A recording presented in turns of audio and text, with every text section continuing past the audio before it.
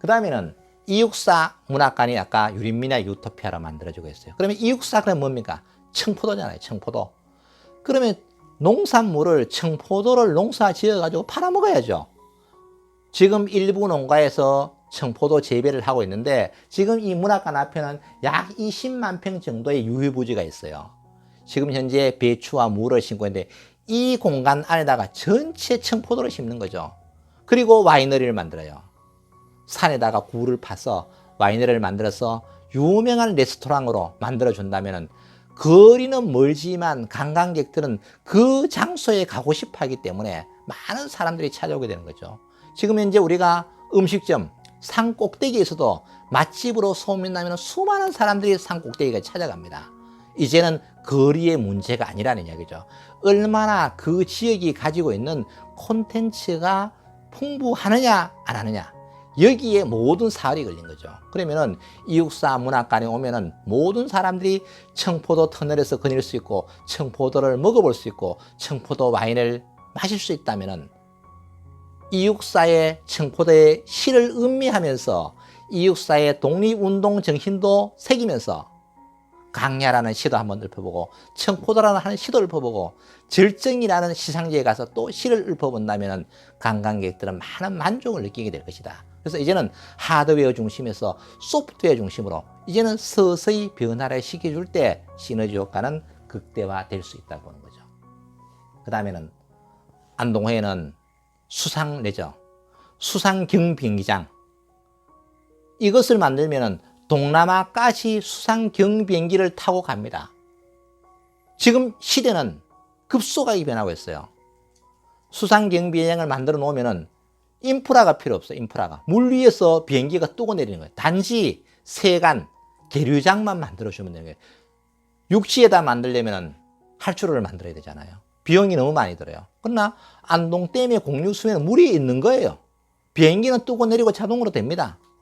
그러면은 그 비행기가 외국으로 갈 때 세관만 있고 계류시설만 만들어준다면은 충분하게 가능성이 있는 거죠. 그리고 조금 전에 설명했듯이 마리나, 예를 들어 가지고 크루즈도 정박을 해야 되고 각종 베스 낚시대에, 그 다음에는 유람선, 이런 것들이 계류할 수 있게끔 이렇게 만들어 놓으면은 안동댐에 와서 유람선을 한 번쯤은 타고 간다는 이야기죠. 춘천에 가면은 많은 관광객들이 유람선을 다 탑니다. 안동에 오면은 춘천은 호반의 도시, 댐을 가지고 관광자원으로 적극적으로 활용을 하고 있어요. 그러나 우리 안동은 와도 댐을 보기만 볼 뿐이지 거기에서 소비할 수 있는 구조가 없어요. 유람선 하나 없어요. 아무런 시제 없죠. 그러면 안동은 춘천보다가도 댐이 2개나 가지고 있어요. 그런데 어느 한쪽은 호반의 도시로서 명성을 날리고 있고 안동은 안동댐과 이마댐을 가지고 있음에도 불구하고 수상 레저와 관련된 시설들이 상당히 미약하다는 이야기죠. 그 다음에는 물산업 전진기지를 만들어야 합니다. 우리 안동댐은 개발하려고 하면 보존해야 된다고 이야기해요. 그러나 보존을 하는 그 실상에 가보면 안동댐 상류지에 가보면 이와 같이 녹조가 너무 심해서 옆에서 걷기조차 힘들어요. 그런데 이 녹조 문제를 해결해야 된다고 주장하는 사람은 없는 거예요. 개발한다 그러면 보존해야 된다라고만 주장하지, 보존을 해놓은 상태에서 현상이 벌어지고 있는 이와 같은 문제는 누가 해결을 할 것인가? 해결을 해야 되죠. 왜 이와 같은 현상이 생기느냐면 주변 농경지에서 질소와 인이 가다 유입됨으로 인해서 부영양화 현상으로 녹조가 발생하는 겁니다. 그럼 이 녹조를 없애야 되겠죠. 그럼 어떻게 돼요? 주변에서 첫 번째 유해 물질이 진입이 안 되도록 해야 될 것이고 들어온 녹조를 제거를 해야 되겠죠. 그럼 이 녹조를 가지고 색소도 만들 수 있고 단백질도 만들 수 있고 기름도 만들 수 있어요. 그러면 이러한 것이 해결될 새로운 산업으로 충분히 창출될 수 있다는 이야기죠. 또 연구를 해야 되겠죠. 그럼 댐이 가지고 있는 순기능과 역기능도 산업으로 바꿀 수 있다는 이야기죠. 이러한 노력들이 필요한데 이제까지는 단순히 보존해야 된다는 명분만 지켜온 것이 너무나 안타깝다는 이야기죠. 그 다음에는 안동댐, 이마댐. 안동은 가장 기본적으로 하류 지역민들에게 물을 깨끗하게 해서 맑은 물을 공급해야 될 의무가 반드시 있습니다. 맑은 물을 공급하려고 하니까 우리 지역민들은 여기에는 상류에는 공장도 못 들어오고 아까처럼 자연환경 보존지역이 가닥에 설정되어서 많은 문제가 발생해요. 그럼에도 불구하고 안동호와 임마호, 안동 시민들은 하류 지역민들에게 맑은 물을 공급을 해야 돼요. 그러면 하류 지역민들은 그럼 우리에게 무엇을 줄 것인가? 함께 고민을 해야 되죠. 갈수기가 되면은 대구 같은 물 난리가 납니다. 그러면 정수장을 어디에 설치해야 될까 지자체가 계속 싸우는 거예요. 부산에도 물이 부족해요. 자, 그러면 이제는 어떻게 해야 되느냐? 안동에서 직접 수돗물을 생산해서 낙동과 하류 지역민들에게 다 공급을 해야죠. 지금 안동의 수돗물이 의성 가고 예천 신도시까지 가요. 그러면 여기에서 실제로 많은 양의 수돗물을 만들어서 파이프라인을 타고 대구 정수장, 부산 정수장까지만 연결을 해주면은 어떻게 되겠어요? 그럼 대구 시민들 안동의 맑은 수돗물을 안정적으로 공급받는 거예요. 이렇게 해서 서로가 상생할 수 있는 계기를 만들어야 돼요. 그러면은 대구 입장에서 보면은 정수 비용이 안 들어요. 정수 비용이. 그러면 댐과 상류의 댐과 하류의 지자체 간의 상생 모델을 만들어낼 수 있는 거예요. 그러면은 비용이 뭐가 들어요? 안동의 대규모 정수장을 하나 만들고 그 다음에는 갈로 공사비입니다. 그러면 이 갈로 공사비는 국가의 정책으로 만들어갈 수 있는 거죠. 그러면은 낙동강이 하나의 모델이 되는 거죠. 그러면은 물 문제로 인해서는 어떠한 사고가 생기지 않는 거죠. 인간의 생활 중에서 가장 중요한 것이 물입니다. 물이 없으면은 전쟁이 일어나는 거죠. 그럼 우리는 과거에 구미의 편올 사태, 환경 오염으로 인해서 여러 가지 사태를 많이 겪었습니다. 최근에도 갈수기가 되면 대구의 정수장 문제 때문에 어디에 갔더니 계속 싸우는 거예요. 이런 분쟁을 해결하기 위해서는 안동호에 물이 넘쳐 흐르는 거예요. 여기에서 원수를 가지고 직접 수돗물을 생산해서 의성, 상주, 구미 다 보내는 거죠. 그럼 지금 안동의 임마호의 물은 어떻게 됩니까? 도수로를 타고 영천, 포항으로 물을 보내고 있는 거예요.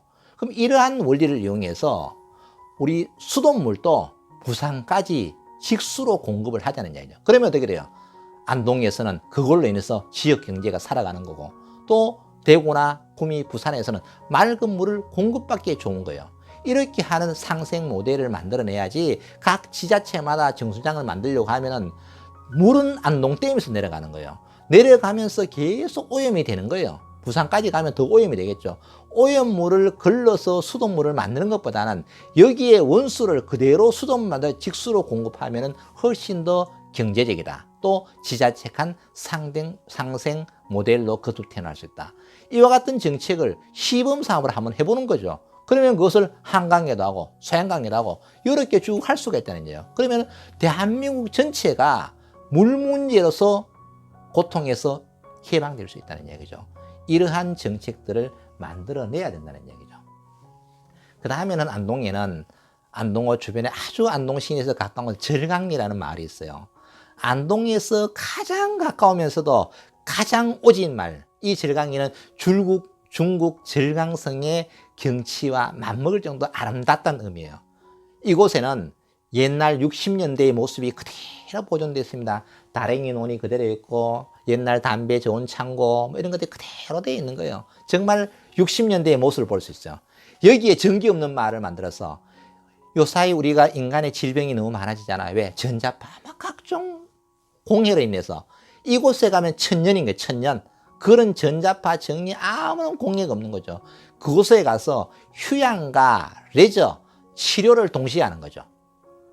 그러면 인간의 질병이 치유될 수 있는 그 자연 테라피 또는 하이드로 테라피 이러한 시스템을 적용해서 안동이 휴양 레저의 거점으로 또 태어날 수 있다는 얘기죠. 그래서 우리가 잘 보존해 놓은 자원을 가지고 어떻게 활용할 것인가 고민을 한다면 수많은 자원을 가지고 있기 때문에 충분히 가능하다고 생각을 하는 거죠.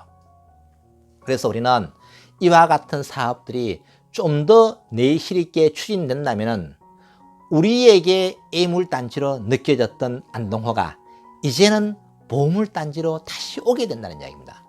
늘 피해의식만 가지고 살 것이 아니라 이제는 안동댐이 보물단지로서 우리 지역의 경제 활력의 새로운 동력원으로 자기매갈 수 있는 우리의 생각을 완전히 바꿔야 됩니다. 이제는 피해의식에서 벗어나고 이 안동댐과 임마호라는 자원을 어떻게 우리 지역 경제의 활성화의 동력으로 삼을 것인지 우리 함께 고민한다면 우리의 미래는 반드시 밝아질 것이라고 생각을 합니다. 구독자 여러분 만나서 반가워요. 앞으로 많이 애독해 주시고 구독 꼭 눌러주세요.